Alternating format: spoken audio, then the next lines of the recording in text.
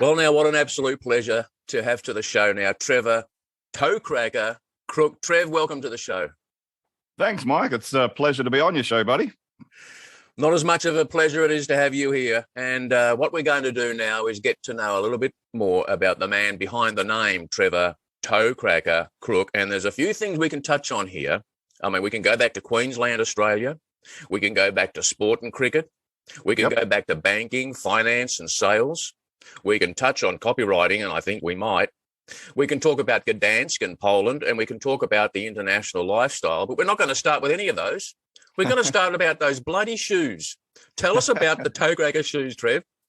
Yeah, well, because a lot of people think that the shoes are due to me buying a pair and call myself ToeCracker, but I was actually staggering home drunk way back in 2009 from a bar in Vancouver, because the next day I was flying to Matt Bacak's birthday bash for Mark Joyner in Atlanta in 2009. And I spot the original ToeCrackers in this shoe store window. And I was like, they look pretty good. Snakeskin inserts, chrome metal tips. Couldn't remember where it was. It's like, but when I got back to Vancouver from the event, I went back to the bar where I was and just retraced my steps and found them. And bought a pair, and then I just kept buying pairs of shoes, and they just seemed to fit they fit my style, not in summer, but they fit. And, people stop you, men, women. I got people wanting to buy them. I got people saying, hey, ToeCracker, when are you going to get your own ToeCracker brand of shoes? I'll buy them. So it's just something I like. They're definitely a talking point, and they're actually comfortable, surprisingly. Well, what comes to mind is when ToeCracker wears those shoes, men want to be like you and women want to, and you know the rest. So, all right, Trevor, you're living an international lifestyle and you do post about this regularly. What is this like, this international lifestyle? It's almost like the lifestyles of the rich and famous. Yeah, it wasn't planned. It just sort of evolved from 2005 to 2006. I was still living in Australia and in the throes of the second divorce, but I had 10 trips to the US and 3 to London to speak at various events. I was constantly back and forth, and then I was like, oh, I'm just going to, shit's hit the fan. I'm going to go to the US for a few months. And then just the travel bug well and truly gripped me. And I was like, I need to convert my all offline 95% offline business, which it was, to all online. So I decided to make that transition, which wasn't an easy one because you do take a hit financially. But once I'd done that, it allowed me to just live anywhere with a good internet connection. And that's long before that old digital nomad term was ever put into circulation. And I've just been living that lifestyle ever since. I've been fortunate to live in the Mediterranean, Malta for 5 years on the islands, and live in Tuscany, Italy, and Poland, and Cyprus on the Mediterranean, but on the far side, Costa Rica, US, Canada, and of course, now I'm home base is in Panama. It's just terrific to see your posts, as I do, and many of your followers do, on Facebook, either at the beers, Bourbon, and Business. Thank you. That was a cue. You reckon I would have that written down, wouldn't you?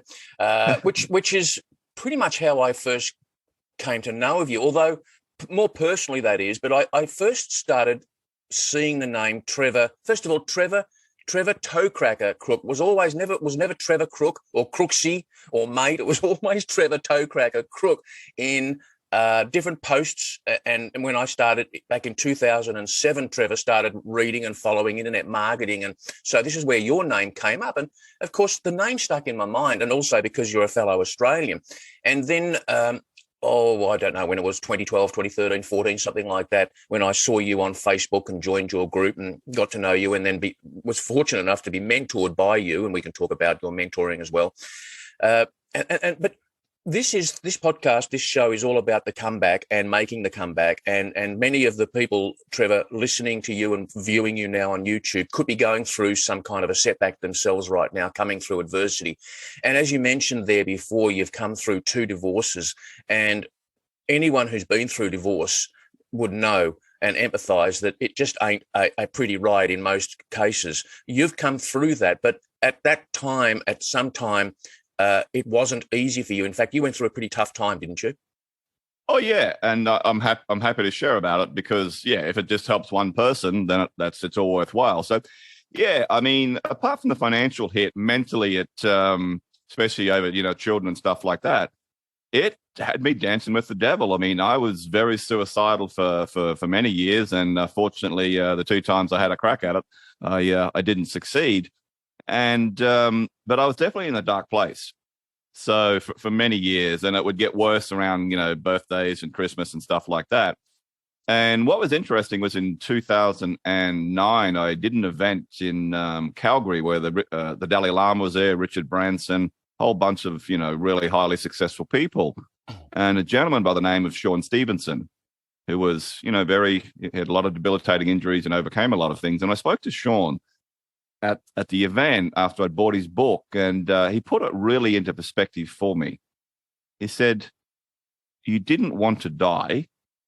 You wanted your pain to go away, and that was the only way that you could rationalize to end your pain.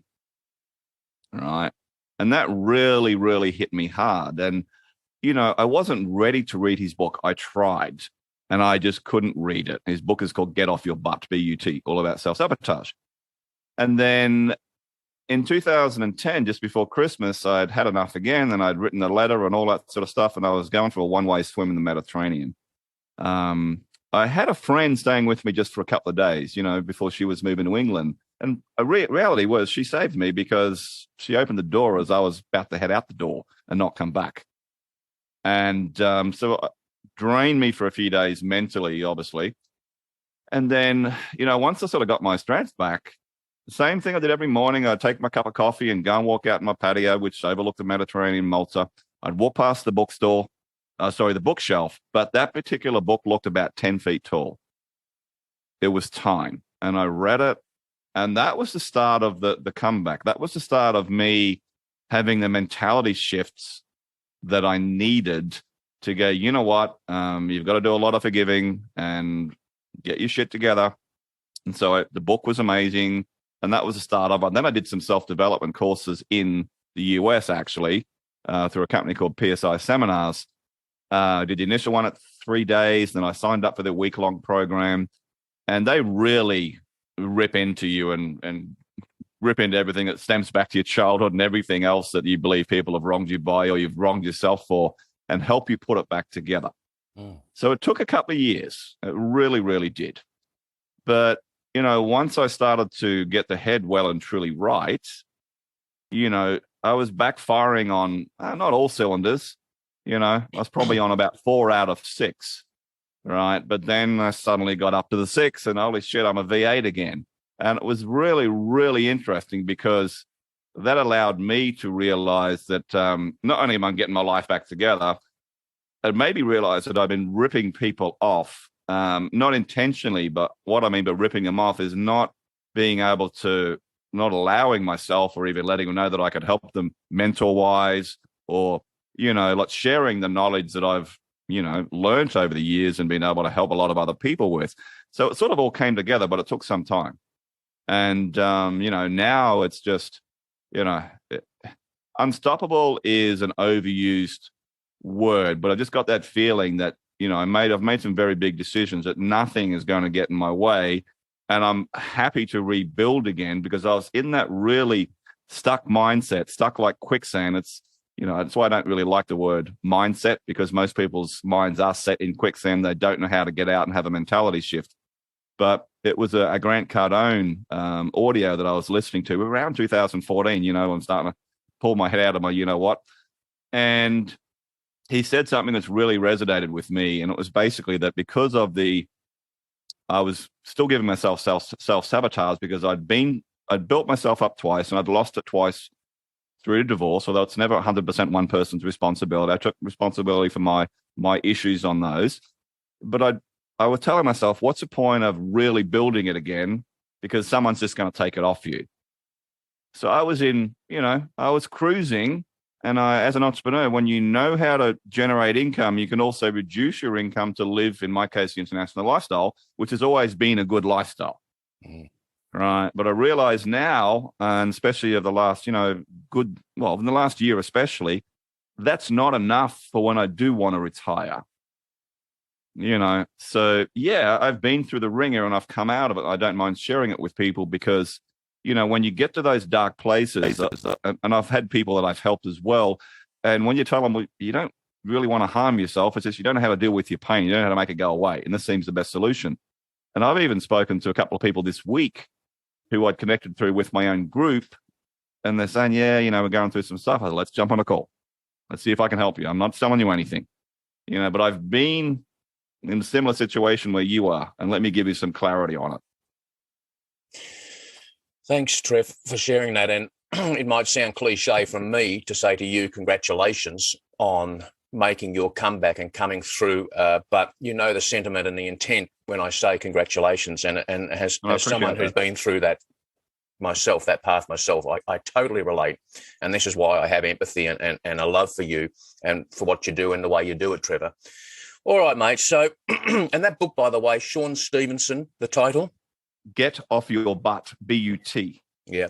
You recommended that book to me when you were mentoring me back in 2016 or thereabouts, and I've got it on Audible, the Audible version, and I've listened to it multiple times, and I highly recommend it, and thank you for recommending that book, Trevor. So, my pleasure. You're an Aussie from Queensland. You played a lot of sport. You played cricket. You loved your sport, and you spent a lot of time and had your, correct me if I'm wrong, your first, shall we say, business success in the banking finance arena, selling finance. Can you just touch on that part of your history? Yeah, sure. I mean, I joined the bank at 16, right? And I'd left school when I was 14 years and 8 months with a junior high school certificate, right? And actually skipped year 8, all except 6 weeks. So I was a little bit lucky, but I made a bet with the school principal, and he accepted the challenge. But so I go into banking, and I'm this, long-haired lout, hair to here and halfway down the back. And I start off doing the very first junior job, and I work my way up. And eventually the loans, one of the loans managers noticed, in his words, my work ethic, because he'd be working late and I'd still be there in a different department getting my stuff done for the day before I went home. So they invited me to the loans department. And then I started to relieve in management roles. And this is like 1987 and 88. And then at the ripe old age of 26, I got my first ever bank manager stripes. And I went from one side of the country to the other, to Geraldton in WA, which is the rock lobster capital of the country. And most of my clients were very, very wealthy people because they're rock lobster fishermen. And so I just got to work my way up. And then in 93, I left a management position to move back to Queensland because my twin sons were very little then. They were babies. And, it was quite a hard decision, it seemed at the time, to leave a management position for a non-management position. But I did. And don't regret that at all, because the bank that I went to was very, very, they're risk takers. But within 6 months, I doubled the income from the previous job and got a management position, which would have taken me 10 years previously in the other bank to get to. Right. And I learned a lot. I mean, my team, we do $150, $200 million in lending a year in the construction industry, like big stuff. If the head office had one time they'd finance this massive oil tanker. So I'd have to go and do approve the progress payments and do the inspections and stuff like that. But my banking days really led me to understand business a lot. I estimate I stopped counting at 350 sort of different niches that I'd interviewed, over 10,000 business owners that I interviewed for loans, and probably assessed at least 35,000 sets of financial statements. In 1996, I decided to become a finance broker and broker deals between the banks. And I got very good at that. But then I was like, even when I decided that was the first realm into working for myself, I didn't want to do that for the rest of my life, but I didn't know what I wanted to do. And then in 2001, I get into this thing called copywriting after I'd bought the non-exclusive resale rights to all of Dan Kennedy's products and books at the time for $25K. Yeah. Now, I didn't have the money because I was still reeling from my first divorce. But fortunately for me, the master seller accepted Amex, which I still had in my possession. So I dumped it on the Amex, and then waited about 2 weeks to get the master set. I was like, what do I do? The bill's due in a couple of weeks. And I happened to see an advert for a trade show in Brisbane at the time. So I called them up. What's your smallest booth? This size, what's the price? I think it was $3,500. You take Amex, yep, ka-ching. So it racked up about $30K on that bill. Took a risk, yeah. But when the bill came, I was able to pay it in full. Not only that was from selling products, but also I picked up my first ever copywriting client who I charged $10,000 for. Now, thanks, Trevor. I just want to pause there because I've got this written note. If you could see my notes, I've actually got it written here: copywriting - first client $10,000. And I wanted to touch on that. I'm glad you bring it up now because you see it. I've seen it when I was copywriting for clients, and new and not so new copywriters who work freelance have a trouble with fees and getting their first client. And yet you landed your first client for $10K back how long ago? 2001. So over 20 years ago, first paying client $10,000. And can I ask what was the most you've been paid for your copywriting services, if I may ask? 80,000. Okay, so right, that was a group. That was a few projects for a client. Individual, $64,464 from one client, and they still do owe me some royalties, which I'll never see. But look, being an ex-banker, especially in the lending area, where I'm either approving deals myself. Like my last role, I could sign off $1 million myself, secured, $100K unsecured. I was like the second in charge manager, the senior manager myself, and our regional could sign off $5 million or 500K unsecured. But everything was done in proposal format. If I'm sending a $20 million deal up the line to the ivory tower, well, sure, the numbers have got to stack up and the security's got to be there, but you've got to tell the freaking story. You've got to give that pencil pusher a reason to go, yes, this is a good deal, right? So when I got into copywriting, I was like, well, why don't I just do a proposal to this guy, right? And so I did. And I mean, that letter went on to be very successful for him. The copy helped for sure. But I've always done that format. And then in about 2012, I adjusted from the generic document that I would send to close people. Otherwise, I'd have a Zoom call or Skype back then. Yeah. Right. I'd have a Zoom call. I'd get off the call. I'd never give them a fee. I'd never reveal the fees on the call. I'd look at what we discussed and I'd put everything together in my document and send it off. And it was converting around 90%, right? Copywriting about 90%, mentoring, give or take similar rates. Yeah. And I didn't realize such a valuable document I had for many years. I mean, I was teaching it to the copywriters that I mentored, and then, they're all doubling, well, not all, roughly 85%. And I've mentored a lot of copywriters. Around 85% would double their fees in 90 days as well. Now, I still didn't click that this was something that's even bigger. But about 5 years ago, I started to do a little bit of done with you to some clients in different niches, tradesmen, consultants, coaches. And guess what? They're all charging more and they're converting higher. When you can go from 15% to 60% in 90 days in conversions, double your fees, that's a 400% increase in conversions, let alone you've doubled your fees. And so I'm actually in the process of another situation. Is like, I need to help as many coaches, consultants, anyone doing a quote to convert more. And a lot of people, this as well, you're quite the master salesman, are fearful of selling. They hate that part of the process. So they'll put some lame-ass document together and they'll lowball themselves because they're fearful of getting no if the fee is too high. Yeah. And of course, they're always right.